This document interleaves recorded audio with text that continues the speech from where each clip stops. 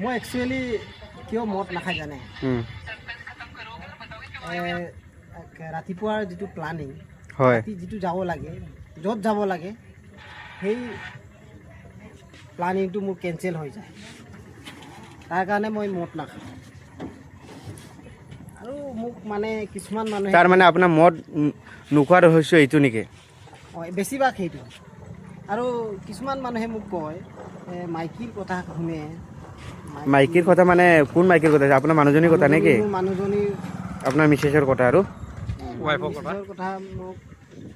শুনে বুলি কয় চব সকলোৱে কিন্তু মই সত্যক মানিছোঁ যিটো বেয়া